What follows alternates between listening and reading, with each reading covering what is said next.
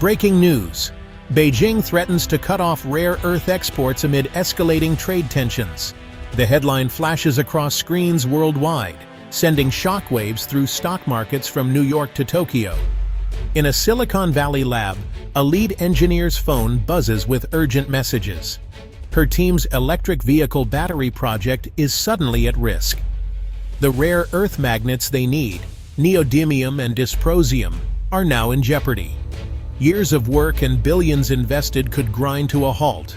This isn't a political thriller. It's our reality. The world is waking up to a critical vulnerability: our dependence on obscure elements that power modern life. Imagine your smartphone becoming a relic, your electric car useless, and advanced defense systems crippled. Control over rare earths is real power, and right now, it's concentrated in one nation's hands. In the Pentagon, a crisis meeting unfolds. The F-35 fighter jet alone needs nearly 1,000 pounds of rare earths. What if that supply is cut off? The implications are staggering, threatening military readiness and national security. Every advanced weapon, from missiles to sonar, relies on these elements. This isn't just America's problem. Europe and Asia face the same threat. Germany's green energy ambitions and automotive industry are now tied to the political whims of a strategic rival. Each wind turbine depends on rare earth magnets. Climate goals hang in the balance. The standoff over these metals exposes a fundamental weakness in the West's economic and strategic posture. What are rare earth elements? Despite the name, they're not truly rare, but they're hard to extract and refine.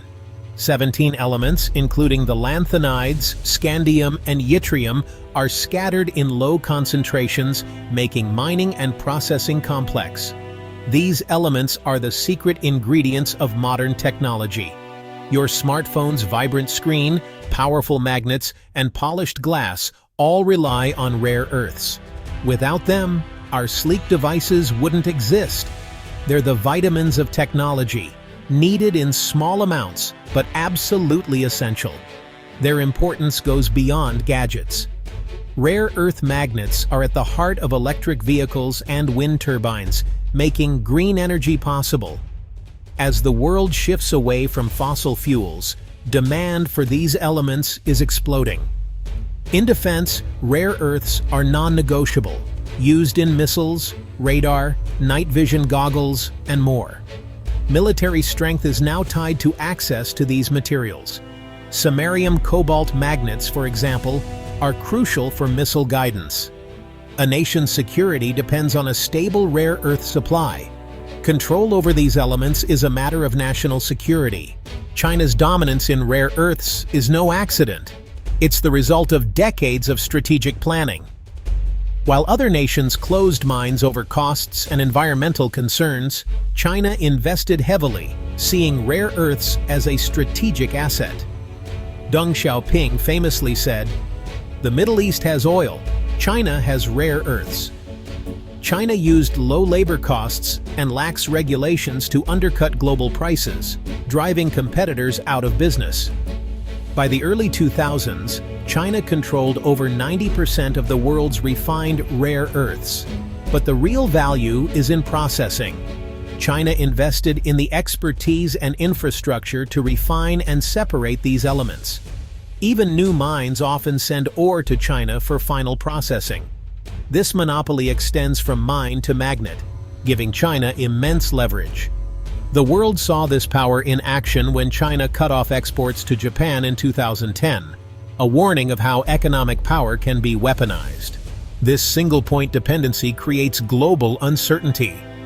Tech giants like Apple and Tesla rely on steady rare earth supplies. Any disruption can halt production and spike costs.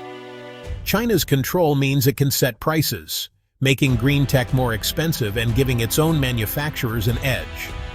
The biggest risk is security. Modern militaries depend on rare earths for advanced weapons and systems. The Pentagon calls this a critical vulnerability. Cutting off supply could cripple defense capabilities. This isn't just economics. It's a geopolitical weapon. Nations dependent on China may avoid confrontation, fearing economic retaliation. This leverage can shape foreign policy and weaken international resolve on key issues. Rare earths have become a subtle but powerful tool of global influence. The 2010 export crisis triggered a global scramble for alternatives. Old mines like Mountain Pass in California have reopened, aiming to rebuild domestic supply chains. Australia's Lynas Corporation now operates one of the few mine-to-market supply chains outside China. New deposits are being explored worldwide, from Canada to Greenland. Governments are forming alliances, like the US, Canada, and Australia, pooling resources and expertise. The goal: a resilient, diverse supply chain, less vulnerable to authoritarian control. Friendshoring is the new strategy. Democratic nations working together for resource security. It's a race to secure the future of technology and green energy. Breaking China's dominance is a massive challenge. China's low costs and established infrastructure make competition tough. New projects require billions in investment. Environmental concerns add complexity. Rare earth processing is dirty and expensive to do cleanly. Western nations face stricter regulations and public opposition, raising costs further. Building expertise takes years. China has decades of technical know-how.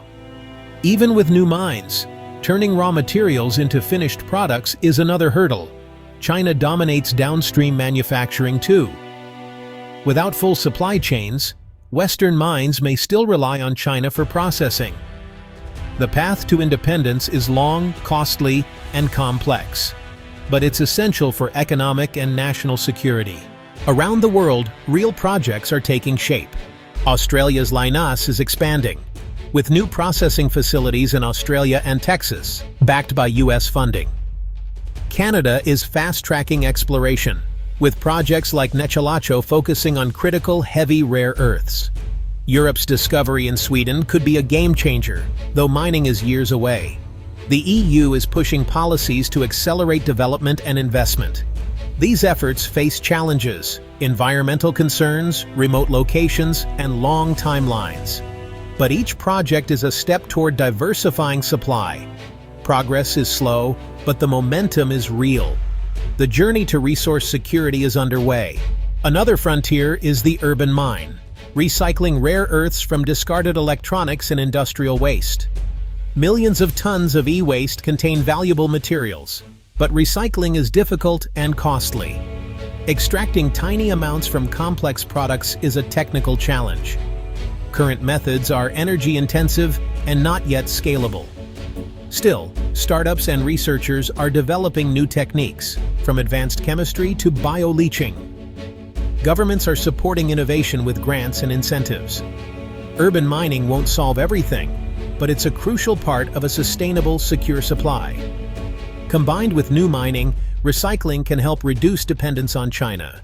Can China's rare earth monopoly be broken? Not entirely, at least not soon. China's head start and infrastructure mean it will remain dominant for years. But the goal isn't total independence, it's reducing vulnerability. If new mines and recycling can supply even 20 to 30% of global demand, the balance shifts. Diversification creates a buffer against supply shocks and limits China's leverage. Achieving this requires sustained investment, innovation, and international cooperation. It's a generational challenge, not a quick fix. The world is responding, but the contest is far from over. Rare earths are now at the heart of a defining geopolitical struggle. The dragon's grip may not be broken, but with effort, it can be loosened.